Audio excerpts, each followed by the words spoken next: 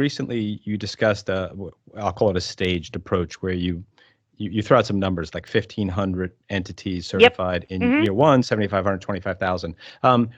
What's the reasoning? So two questions for you. One, why that specific number? Is it just a timing issue of, that October 20th to the end of the year? So that's one question. The second question is, will those 1,500 be a specific 1,500 based on some criteria, or is those the first 1,500 that are able to get through the process and they're itself self-requesting, if you will?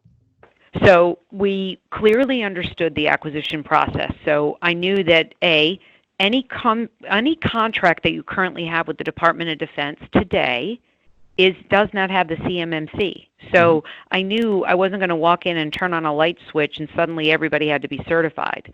We had to have it rolled out with the amount of accreditors, the assessors, so we could scale it, right? It had to be scalable. And anything that we did, we understood clearly that we needed to start with a few pathfinders to work the bugs out.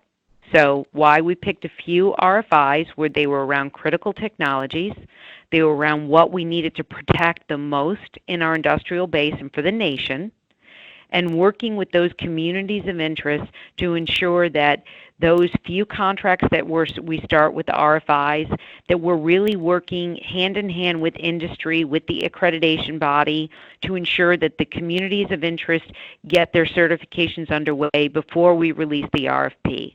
Gotcha. 1,500 was, if we were to take how many contract actions a year, I had based it on, statistics, how many contracts get let, how many of them had the critical technology. So it was all statistics that we had based and baked in.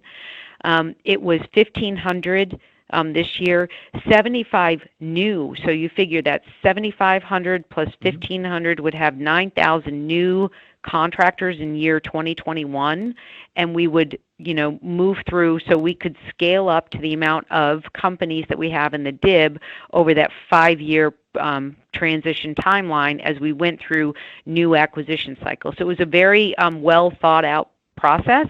We also needed to ensure that the programs that would be rolling it out had the budget to do it, and ensuring that we had consistency throughout that whole process. So that's why we did the rollout the way we did.